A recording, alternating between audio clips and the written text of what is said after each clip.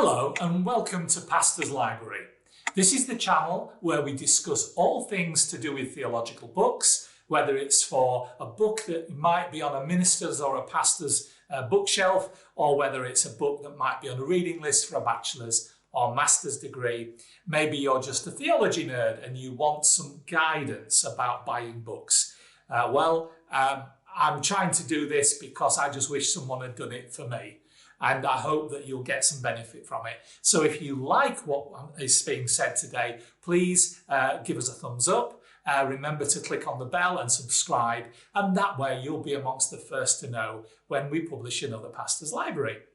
So today I want to talk to you about the NCCS, the New Covenant Commentary series. Now, someone said to me, I'm waiting to see what they do with the Old Testament. But of course, that is rather missing the point, as this is the New Covenant or New Testament commentary series. And so this is planned to start with Matthew, but I don't think Matthew's out just yet. But Mark, Luke and John and Acts and so on are out. In fact, it's almost complete. So it's definitely a series worth digging into. Now, firstly, what I would say to you is this is not really a technical commentary. It is academic in the sense that it's very quotable for essays, and no one is going to mark you down for quoting from this. They're very good products. But these are quite accessible. And I would suggest to you that these are amongst the sort of commentaries that I would recommend to anyone who has a good reading age and is happy to engage with a commentary. So this one by Kim Wat Tan is Mark, and it's 268 pages, and in that you get a very good overview of the gospel. And what's really interesting to me about this series is that they aren't going back to the same old people.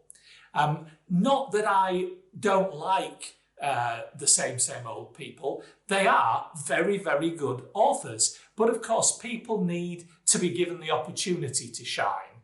And a lot of the authors of these commentaries are people that you might not be quite so familiar with. But they're all people of prestige, people of quality, people who've produced peer-reviewed work. So these are a very interesting set of commentaries. They're in paperback, very accessible to read, very popular with pastors. But I would suggest to you they are a good commentary for anyone that maybe has to prepare a preaching message or someone who wants to delve a little bit deeper.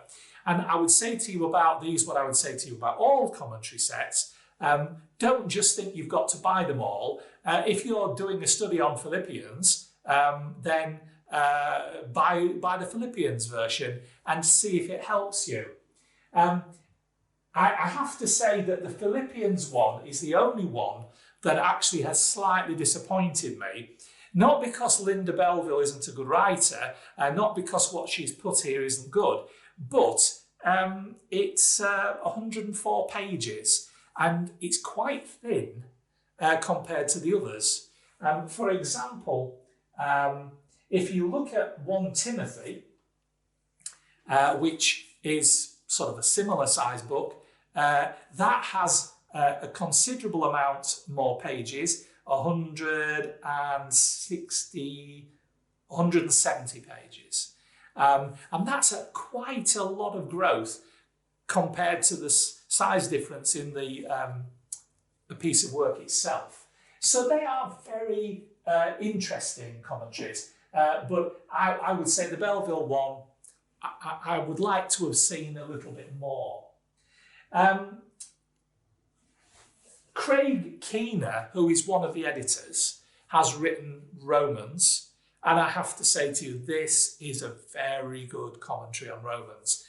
And really, in a sense, this is the sort of size of book you want to recommend to people who say, oh, recommend me a commentary on the book of Romans. This is 260 odd pages, and it's a handy size, it's manageable. You could work through the book of Romans at home with this. And what I would say to you is the layout is thought out. I mean, they've got use of tables, footnotes, of course, subheadings.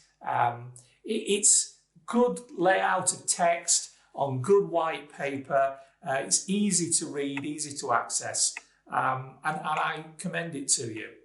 Once you've got to the back and you look at the bibliographies are an excellent tool for any student to find out where they got their information from in the first place.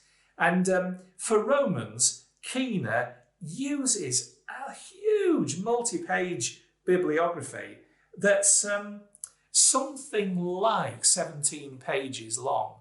And that's a heck of a lot, really. And it's got all the greats listed. And I commend that one to you. It's a good commentary. Actually, the 1 Corinthians one as well, by Oropesa, who was new to me, but he has a good commentary here. It's helpful. He doesn't shy away from some of the issues, but it's very good. And throughout the range, you will find a certain amount of variation in the detail, just as I said to you that Belleville has written a very thin commentary on Philippians. Cho and Park have written a 2-volume, each volume of which is substantial, typically 300 pages of each volume. And this is all about the book of Acts. Now, the book of Acts is something that loads has been written about in recent years. Again, Craig Keener has probably set the standard for all future commentaries with his 4 huge volumes on the book of Acts. But this is a very good 2-volume set that really will help you with the book of Acts. It wasn't there when I did my Luke Acts module for my masters. I wish it was. It's good. So there are loads of interesting ones. I've got 5, 6, 7, 8, 9, 10, 11, 12, 13, 14, 15. I've got 15 of them, and I think maybe there might be 1 or 2 I haven't quite got yet. But just to say that the other great editor of the series is Michael Bird. Now, Michael Bird, again, is a great classic author, and he too has written one, which is Colossians and Philemon. I would say to you that those are the main ones that you will have heard of. Lynn Cohick has written Ephesians. You might have heard of her. She's very good. But they are a good range of commentaries for the common man and for the pastor. They offer a lot. They're not expensive. They are quite affordable on Amazon or from a good Christian bookshop. But whatever you do, just give one a try. And if that helps you, then you can then try another one, can't you? But I would suggest to you the NCCS are excellent.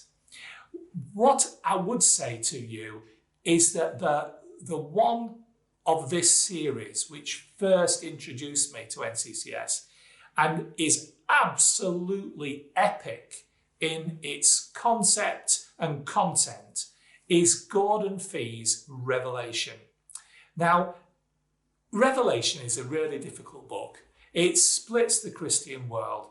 People have very widely divergent theologies on the book of based on the book of Revelation, and some of them I really struggle with. But Gordon Fee just really tells it as it is, and he I still have access now to a set of what was a set of tapes that became a set of CDs and is now a set of MP3s of him lecturing at Regent's College in across the waters on the book of Revelation. And this set of lectures has become this commentary. And not only would I say to you that I think this is the best commentary in this entire series, I would say to you it's the best commentary on the book of Revelation that I have ever read. And I have read 20 commentaries on the book of Revelation. So Gordon Fee, if you had to buy one, that would be the one. I hope that's helped you. Remember to subscribe, remember to ring the bell and to give us a thumbs up, and leave any comments you may have under the video. Thank you so much for tuning in today to Pastor's Library. God bless you. Bye.